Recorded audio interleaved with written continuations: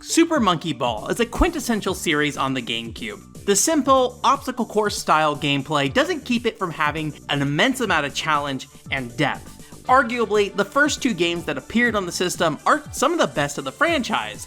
They did end up on other platforms, even within the same generation, but its home console roots started with the GameCube. However, there's another title in the same genre that I personally believe holds just as much value while being a true exclusive to the console. Unfortunately, it gets overlooked, likely due to only being released in Japan. Weirdly enough, it also features an animal in a sphere. Kururin Squash is an obstacle course style game that has the player controlling a small round aircraft with protruding propellers that's piloted by a small blue bird. Instead of rolling around, the ship involuntarily spins at all times, like a very slow helicopter. The player needs to navigate tight, claustrophobic mazes, collect coins, fight enemies, and most importantly, dodge walls along with various obstacles. Touching almost anything damages the ship. Meanwhile, the constant spinning means it's not too uncommon to get wedged somewhere and die immediately. It's a simple concept that's easy to learn but hard to master, often leading to intense situations despite its cute aesthetic. Though it has more complexity to its movement than you might expect, as the ship's rotation as well as speed can be increased at will. So while you are prisoner to the constant turning of the ship, meaning there are many sections where you literally cannot stop without dying, this additional control gives the flexibility needed to perform quick maneuvers in the heat of the moment. It may not seem too challenging early on, especially when taking it slow, but the difficulty does start to ramp up.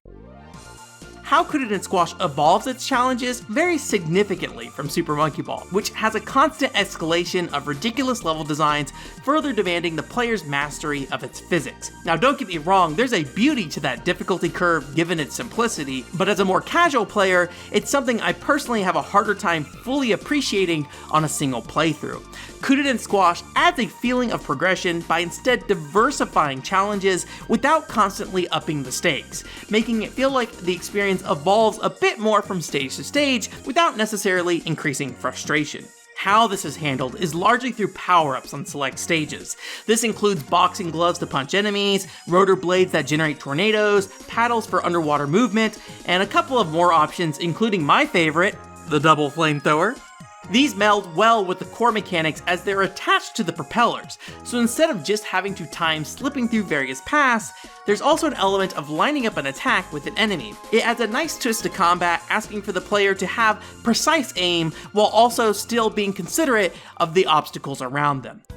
Kururin Squash may not have as high of a skill ceiling as a Super Monkey Ball and its physics, but it definitely has room for players to push themselves to the limit. Each stage has a timer while also giving kudos to players who collect all the coins or get to the goal without taking any damage. I'm not sure if 100%ing every level this way actually gives a reward for this. I tried to do this on my latest playthrough, but quickly realized I am not good enough for that. But at the very least, I can say it has the obvious leaderboards for times, and when you collect money in the game, you can actually spend it on cute cosmetics to customize the ship, as well as your user interface. If you want to make this a more casual experience, there are options to reduce the difficulty by playing through the game with a smaller aircraft or buying extra health for a single stage. It doesn't completely remove the challenge, but it does make it a more forgiving experience. The soundtrack is by Atsushiro Motoyama, who to me is the ultimate composer for making a relaxing vibe in high-pressure situations.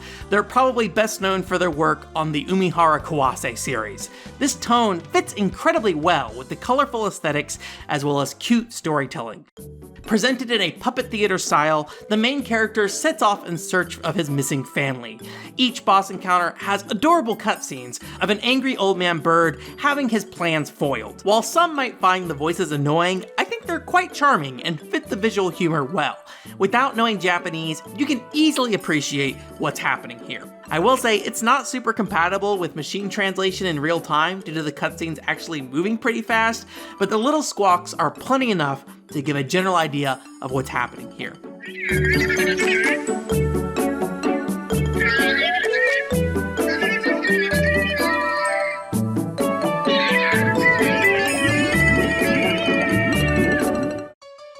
even under the consideration of being an import, I still don't think Kururin Squash gets quite the love it deserves. I honestly thought it was more popular, though recently did some digging to find that it doesn't have quite the retro mainstream penetration I'd expect for a title with such a low language barrier, published by Nintendo themselves, and on one of the most popular consoles right now. So right the wrongs of this world, play some Kururin Squash. It's cute, fun, and both relaxing or challenging depending on how you want to approach it. I doubt Nintendo has any plans to bring this one back in the near future. It's definitely worthwhile whether you have a Japanese GameCube, use region unlocking, or play it through some other method. Also, if you know anyone who would like Kururin Squash, I'd really appreciate it if you can share this video with them.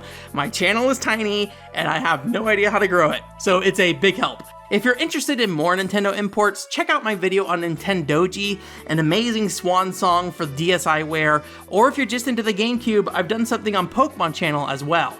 I'm not a Pokemon fan, but I am a Pokemon channel fan. One control port has a focus on games that are obscure or underappreciated, which results in us covering a lot of imports. Please like, subscribe, and select the notification bell if you want updates on new videos, podcasts, as well as streams.